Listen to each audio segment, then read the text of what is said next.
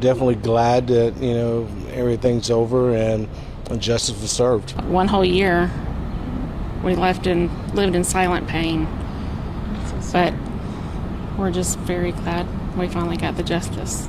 We were mistaken in regards to that particular. Does the jury need to know that? They can, but if they know that, then I need to be able to go into other messages that suggest the same drugs. Because I can go a day later, because one of the questions I asked I'm just saying the doctor's gone. I'm just saying the message you try to convey to the jury is, you want to listen to me or co-counsel? I'm listening to you. If I can What did I just say? You said, do I need to let the jury know? No, I said the doctor's gone. I heard that part too. But if you would remember, what I said was, if she told you she did mushrooms, would that make a difference? Right. That's not what I'm dealing with. I'm dealing with the question that you used this text message from what you said was Miss Benning, and now that's not true. Would it be surprising to know that Miss Benning had sent a message to Miss Najee Jackson that she was doing so much Adderall and alcohol? I object to the hearsay to be outside the scope of the witness's knowledge. May I respond? And whether it's surprising or not is relevant. What's your response? Yes, there's just been an allegation that Miss Benning has not done any drugs in her To her knowledge. Now they're objecting to the hearsay.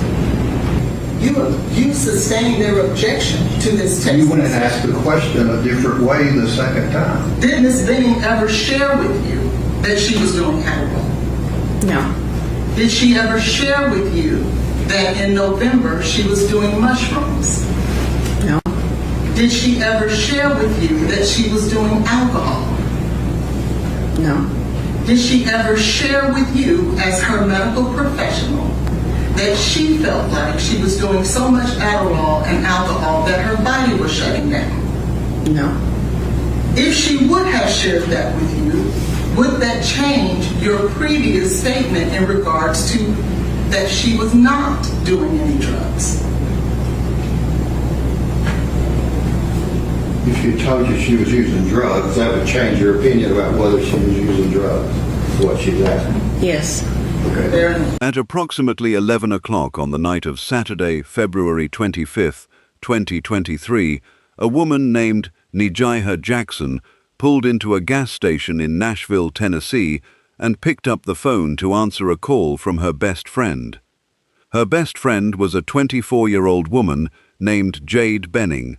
Jade was nearly 25 weeks pregnant with her first child, a baby girl she had decided to name Ivy. Jade and Najee had grown up together. They had known each other since they were 6 years old, back in Little Rock, Arkansas.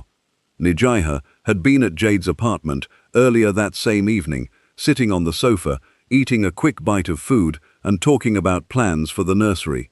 She had said hello to the man Jade had been dating for a few months, a former Arkansas State football player and Tennessee Titans scout named Blaise Taylor, who was the father of the baby Jade was carrying.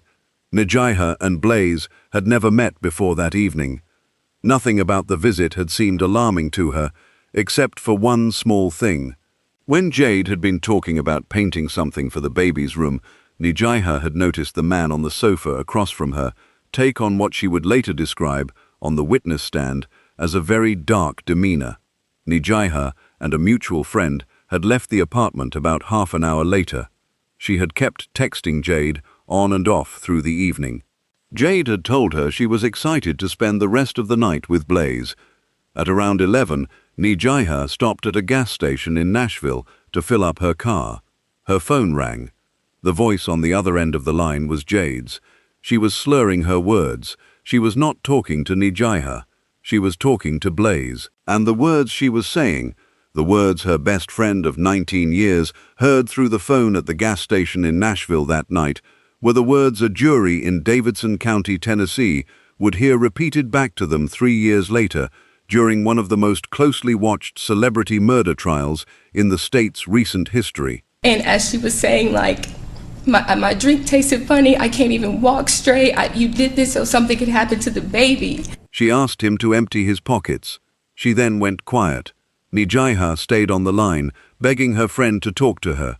Jade did not talk back.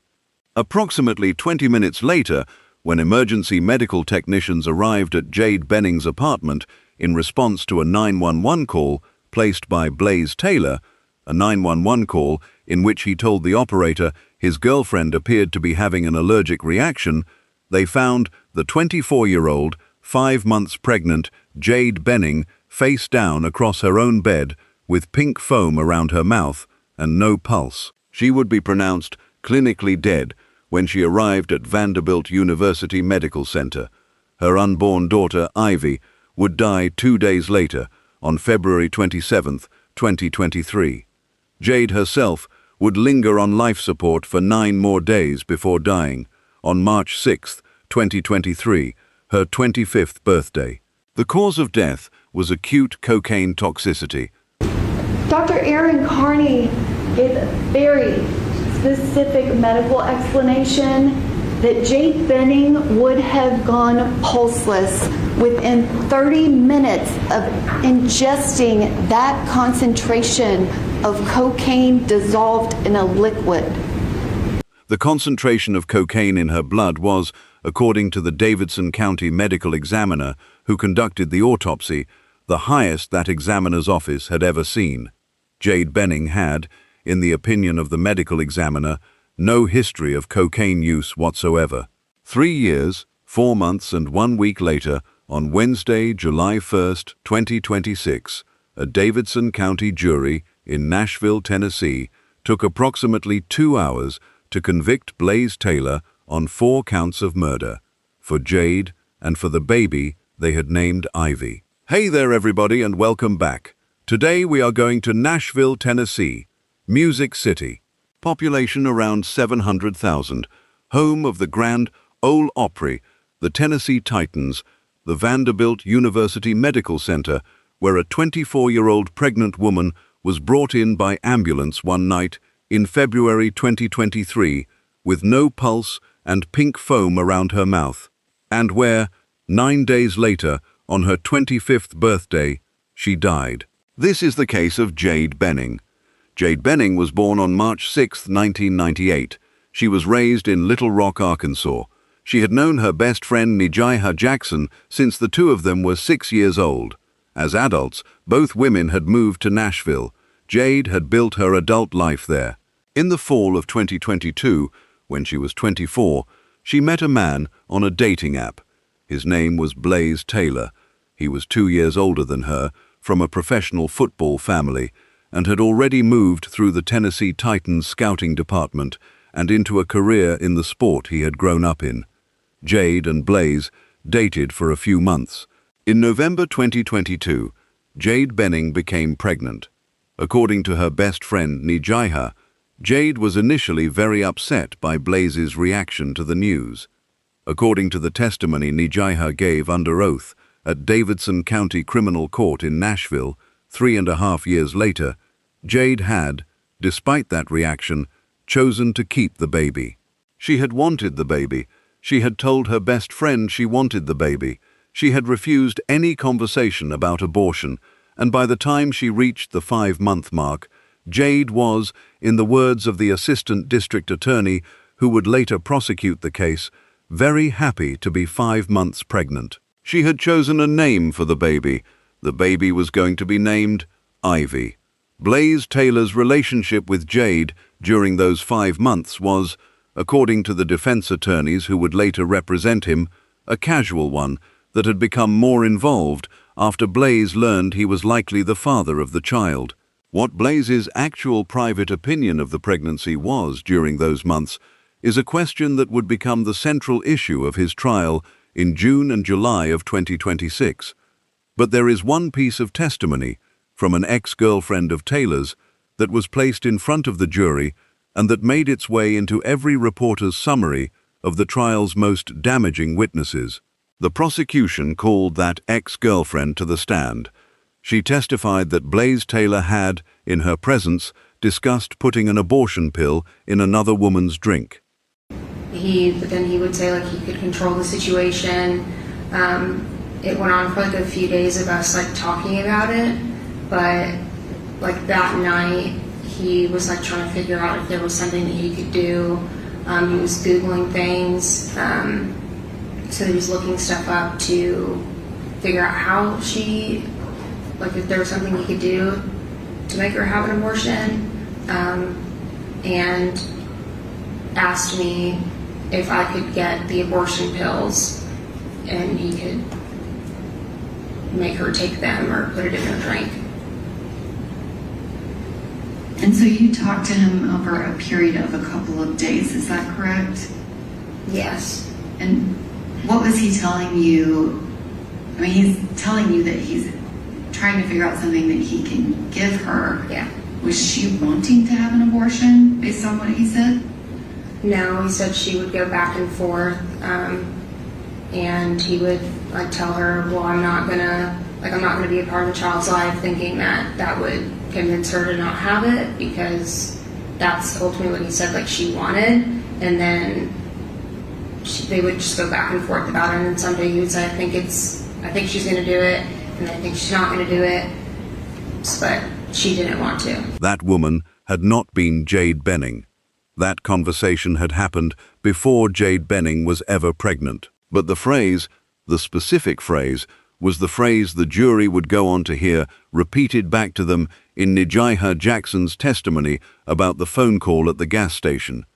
Jade Benning had accused Blaise Taylor, in her own last coherent words, of doing exactly the thing his ex-girlfriend had testified he had once told her he thought about doing. On the evening of Saturday, February 25, 2023, Jade Benning had planned what her best friend would later describe as a date night at her Nashville apartment with Blaise Taylor. Nijaiha Jackson and a mutual friend had come by earlier. They had eaten a quick bite of food. They had talked about the baby's nursery. Nijaiha had met Blaise for the first time. They had stayed for around 30 minutes. While they had been there, Jade had begun discussing plans to paint something for the baby's room. It was during that conversation, while Jade was talking, with what her best friend later described as excitement about her preparations for the child, that Nijaiha Jackson noticed the man across the room take on what she would later describe under oath as a very dark demeanor. Nijaiha and her friend left the apartment. They went back to the friend's place to hang out for a while. Jade and Nijaiha continued to text on and off through the evening. Jade told Nijaiha she was excited to spend the rest of the night with Blaise. Sometime around 11 o'clock, Nijaiha was driving home. She stopped at a gas station in Nashville to fill up her car. Her phone rang. The prosecution's case, which the jury would eventually accept beyond reasonable doubt, is this. Sometime after Nijaiha and her friend left Jade's apartment, Blaise Taylor took a quantity of cocaine, dissolved it in a quantity of alcohol, and stirred that mixture into a pink lemonade drink he then handed to Jade Benning to drink. Cocaine, in its ordinary powdered form, is bitter enough to be noticeable to anyone who ingests a large amount in a drink. Assistant District Attorney Jan Norman put it plainly to the jury on the day of closing arguments. She said, quote, "How do you put that much cocaine in somebody's drink and alcohol, and they come out saying it tastes funny? It's going to taste a whole lot worse than just funny. You're not going to keep drinking it." The prosecution's answer to that question, which the jury also accepted, was that Blaise Taylor had dissolved the cocaine into alcohol before mixing it into the pink lemonade, making the bitterness harder to immediately detect. Jade Benning drank it. Within a short period of time, she began to feel ill. She started vomiting. She lost the ability to walk. She lost the ability to feel her legs. And at some point during that decline, the point at which she realized what was happening to her, she made the phone call to her best friend at the gas station. That phone call is now on the public court record. The jury heard it. Nijaiha Jackson recounted it, under oath, in her testimony on the second day of the trial. The prosecution referenced it in every phase of their argument: opening, closing, and the sentencing phase. The specific sequence of what Jade said to Blaise, in what would turn out to be the last coherent statement of her life, is the following. She said, "I know you put something in my drink. I knew my drink tasted funny, "Let me see what's in your pocket. Let me see." She said, "I can't even walk straight. I can't feel my legs." She said, "You put something in my drink. You did this so something would happen to the baby." The prosecution's opening statement to the jury on the first day of trial from Assistant District Attorney Jan Norman framed the phone call in a single sentence that would run in every local Nashville news broadcast for the following 2 weeks. Norman told the jury, "You did this because you didn't want the baby." Those, she said, are a few of Jade Benning's last words heard by her very best friend. Blaise Taylor then made a 911 call. That 911 call was also played to the jury. In it, he told the dispatcher he did not know what was going on with his girlfriend. I got a friend's house and I think she's having an allergic reaction. Let's see, I guess I'll go to the way to find her. I don't know, it's an apartment complex. Is there a mail with her? With the account, I'm looking around. Just give me a second, I'm looking around.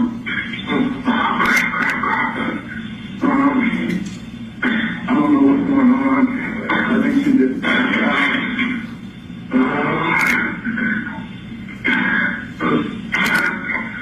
give me 1 second.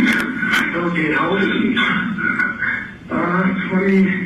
23, 24. Okay, is she awake right now?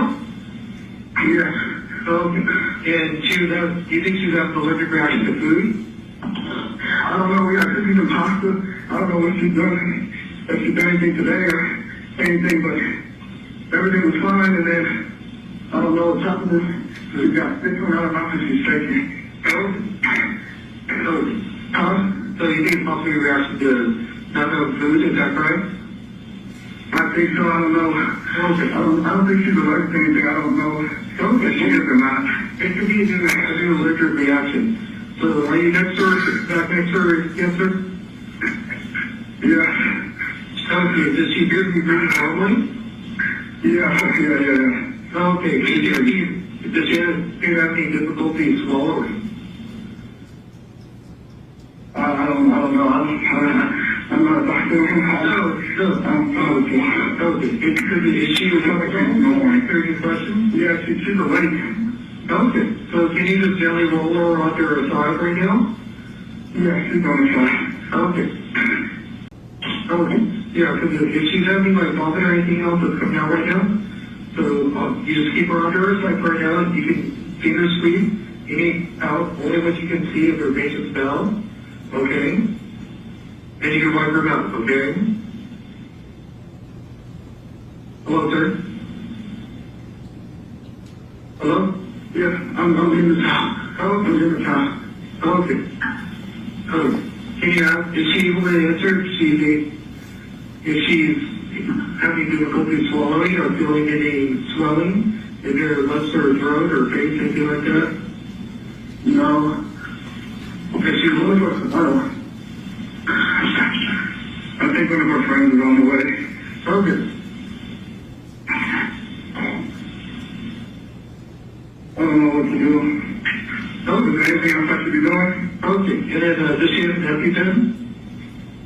Do you have an EpiPen? Do you have an EpiPen?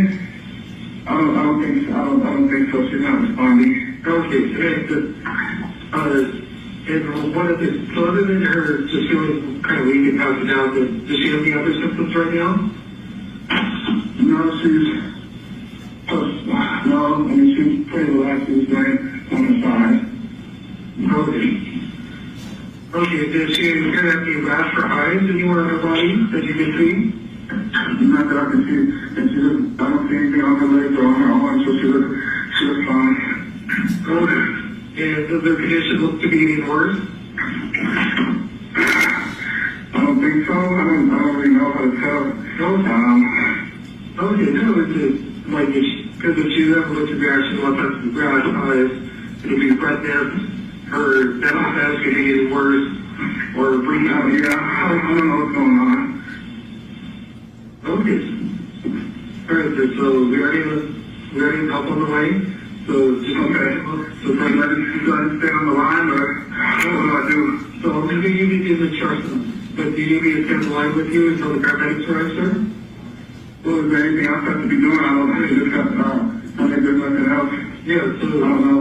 Yeah, because so right now, since she's awake and really scrappy, she's moving air freely. She's not struggling to breathe or wheezing or gasping or anything like that. No, that looks like she's throwing up some. Okay. Yeah, so you can cook right for now. Okay, I did. I'm working them out. Okay. And she's really moving air? And what? Does it look like she's freely moving air? Yeah, she's breathing, yeah. Oh, okay. So we're just gonna keep her on her left side right now. We're just trying to keep her comfortable right there, okay? Okay.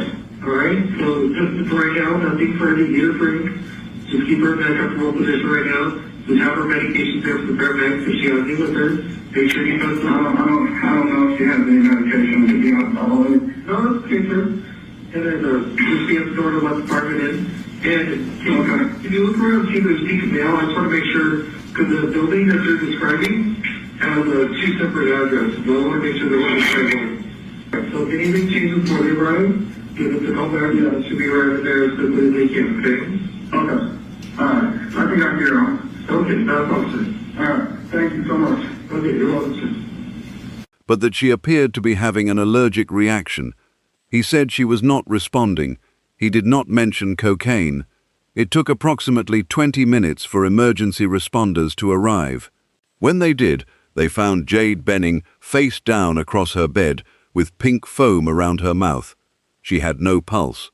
A first responder who took the stand later at trial described Blaise Taylor's demeanor at the scene as, quote, not helpful and getting in their way. Jade was transported by ambulance to Vanderbilt University Medical Center. A physician there, Dr. Michael Olushoga, would later testify at the trial that when Jade arrived at Vanderbilt, she was already clinically dead. She was placed on oxygen. Her unborn daughter's heart rate was already very low. The Davidson County medical examiner, Dr. Erin Carney, would later conduct the autopsy. What she found was, in her clinical testimony, unusual in a way she had never seen before. Dr. Erin Carney gave a very specific medical explanation that Jade Benning would have gone pulseless within 30 minutes of ingesting that concentration of cocaine dissolved in a liquid. Jade Benning had an extraordinarily high level of cocaine in her system, the highest concentration the medical examiner's office had ever recorded. Dr. Carney would tell the jury that the investigation showed Jade Benning did not have a history of cocaine use. The prosecution's expert testimony established that the amount of cocaine in Jade's blood was, in the doctor's careful phrasing, more than could be accounted for by recreational use. The 5-month-old fetus Jade had been carrying, the baby girl Jade had already named Ivy, died on February 27, 2023, 2 days after the initial poisoning. Jade herself was placed on life support. She remained there for 9 days. On March 6, 2023, her 25th birthday, Jade Benning died. She never got to speak to detectives. She never got to give a statement. She never got to identify what had happened to her. The last account of the poisoning, in her own words, is the phone call she made to Nijaiha Jackson at the gas station in Nashville on the night of February 25, 2023. In the days and weeks after Jade Benning's death, Blaise Taylor did not remain in Tennessee. He left the state. He moved to Utah, where he took a job as a senior defensive analyst for a university football program. He was arrested in Utah on March 14, 2024, more than a year after Jade's death. He was extradited back to Tennessee. He was charged with 2 counts of first-degree murder, 1 for Jade, 1 for Ivy, and 2 counts of felony murder. In April 2024, he was released from Davidson County custody after posting a $2.5 million bond. He was ordered to wear a GPS monitor. He was not required to return to jail while awaiting trial. That trial began on Monday, June 22, 2026, 3.5 years after the night of the poisoning, at Davidson County Criminal Court in Nashville. It ran for 7 days of testimony over the following week and a half. On Tuesday, June 30th, 2026, the defense rested. Blaise Taylor did not take the witness stand. Closing arguments took place on Tuesday afternoon and concluded on Wednesday morning. The prosecution's case, presented by Assistant District Attorney Jan Norman, was that on the night of February 25th, 2023, Blaise Taylor had brought cocaine to Jade Benning's apartment, dissolved it into a quantity of alcohol, and stirred it into the pink lemonade he then served her, because he did not want to be a father, and because Jade had refused to have an abortion. The prosecution presented Nashville Jackson's testimony. The prosecution presented the toxicology. The prosecution presented Dr. Carney's testimony that the cocaine level in Jade's blood was the highest her office had ever seen. The prosecution presented the 911 call. The prosecution presented the ex-girlfriend's testimony about Blaise's prior discussion of putting an abortion pill in another woman's drink, and the prosecution presented text messages recovered from Jade's phone, which included pregnancy-related images and communications relevant to the case. He tells her very specifically in these messages that your life is changing. This is going to be a thing for you. At no point does he say we, me, ours. This is going to change Jade's life. And he is not portraying it as a positive. The defense, led by attorney Leticia Quinones-Hollins, argued that Jade Benning had a history of drug use, specifically marijuana and alcohol, and that her death had been the result of an accidental overdose. The defense pointed out that Dr. Carney had officially listed the manner of Jade's death as undetermined. The defense argued that Blaise Taylor had cooperated with law enforcement. The defense pointed out that he was the only person at the scene that night who had called 911. The defense pointed out that no cocaine had been detected on any of the physical items tested from the apartment. The defense argued that the timing was implausible for the prosecution's theory, that Blaise had only had, in their counting, roughly 3 hours to have decided to kill Jade and to have executed what the prosecution was calling an elaborate plan. In her closing argument, Leticia Quinones-Hollins told the jury, quote, "So now the spontaneous plan is 3:50. He has 3 hours to cook up the elaborate plan to kill her." She argued the case was tragic, but tragedy alone cannot equal guilt. The jury retired to consider its verdict on Wednesday, July 1st, 2026. They were out for approximately 2 hours. When they returned 4 verdicts. Count 1, the first-degree premeditated murder of Jade Benning. The jury reduced the charge to second-degree murder. Guilty. Count 2, the first-degree premeditated murder of the unborn child. Guilty. Count 3, the first-degree felony murder of Jade Benning in the commission of a felony. Guilty. Count 4, the first-degree felony murder of the unborn child in the commission of a felony. Guilty. Blaise Taylor was 30 years old. He was, from that moment forward, a convicted murderer of a pregnant woman and her unborn child. Jade Benning's family, seated in the courtroom, sobbed as the verdicts were read. The jury then moved directly to the sentencing phase.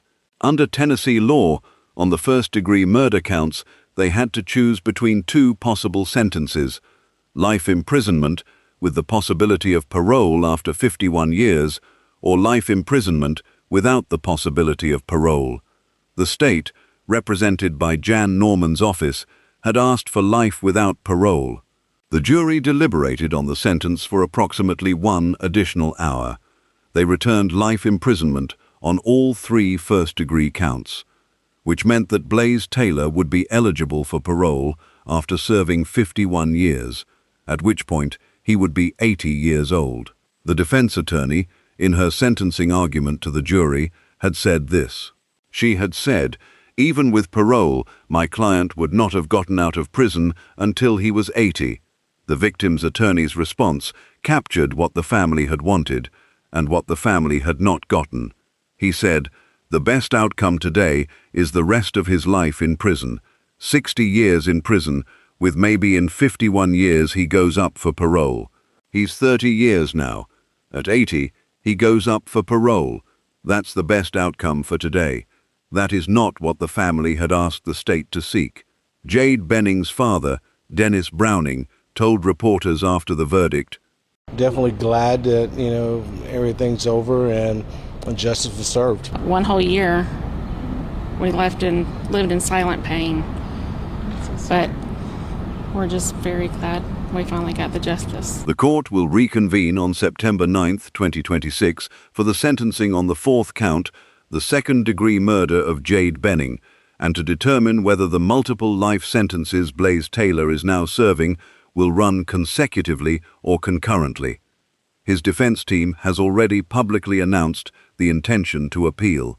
Their formal statement, issued through the attorneys the same evening, read as follows, quote, "While we respect the jury system and the process, we must also respectfully disagree with today's verdict and plan to appeal the decision because Blaise did not do this. He maintains that he is innocent, and we will continue working to prove that.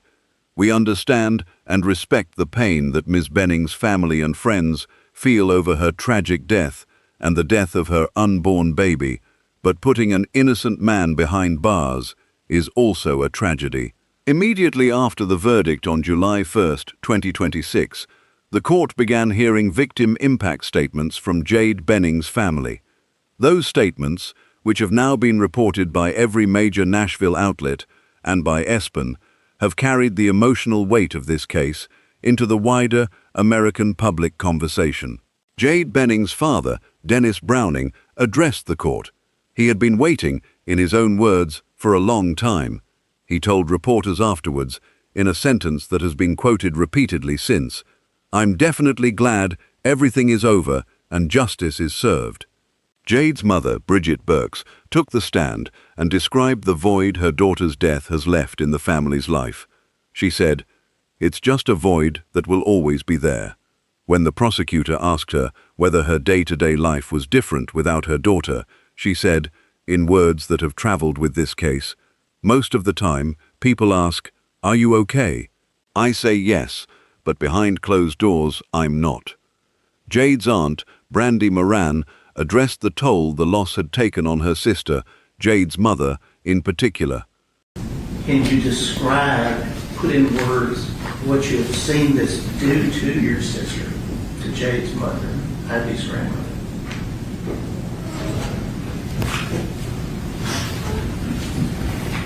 It's just destroyed her. When she talked about Jade being her life, she was her life. They talked every day. And aside from the fear and the hurt I know she has, I've lived with the fear of, is she going to be able to get back with us?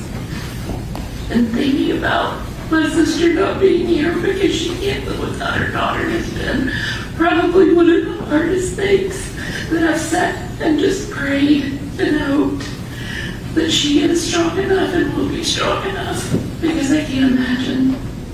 I can't look at my own child every Mother's Day feel guilty that he's still here, and my sister doesn't have her little girl anymore.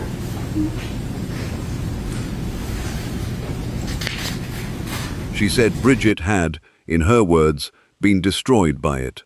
She said Jade had been her mother's life. She said the two of them had talked every day. She said, in the words the family have used most often since, "I live with the fear of, is she going to get past this?" Blaise Taylor's mother, Dr. Evelyn Taylor, was also present in the courtroom for the sentencing. She did not speak about the trial. She spoke, instead, about her son's character as he had grown up. Her statement and the defense team's public commitment to an appeal are now the entirety of the public case that Blaise Taylor's family is making for his innocence. That is the state of the Blaise Taylor case as of the recording of this episode. The convictions are entered. The trial is over. The sentencing is complete on 3 of the 4 counts. The 4th is scheduled for September 9th, 2026. The appeal has been announced but not yet filed, which means that, as a matter of law, Blaise Taylor is a convicted murderer whose case is not yet fully closed. If his defense team is able to identify a procedural error or an evidentiary issue that a Tennessee appellate court considers sufficient to warrant review, this case could return to a courtroom in the coming years. For now, however, the convictions stand. The GPS monitor has been removed. Blaise Taylor is in the custody of the Tennessee Department of Correction. He will be, at earliest, 80 years old before he is eligible to walk free again. Jade Benning was 24 years old at the time of the poisoning. She would have been 25 on the day she died. She had grown up in Little Rock. She had moved to Nashville. She had met a man on a dating app who had a resume that made him look, on paper, like a promising partner and a promising future father. She had become pregnant. She had wanted the baby. She had named the baby Ivy. The baby Ivy died on February 27th, 2023, without ever having taken a breath outside her mother's body. Jade lingered on life support for 9 more days, on a ventilator in the Vanderbilt University Medical Center intensive care unit, before dying on the morning of her own birthday. She had been alive for exactly 24 years, 11 months, and 1 week before somebody put a lethal amount of dissolved cocaine into her pink lemonade at the apartment she had made a home in. She never got to be a mother.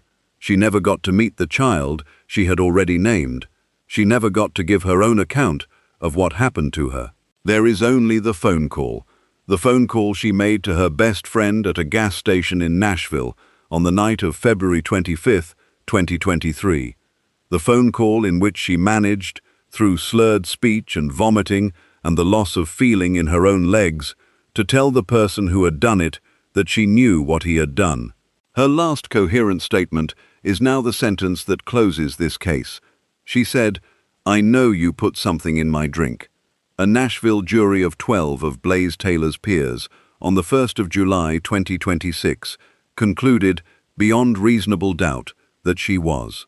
That's all we have for you on this episode. Thank you so much for being here, for caring about Jade and Ivy's story, and for being the kind of person who is willing to sit with a case this hard. Until next time, look after the people you love and stay safe.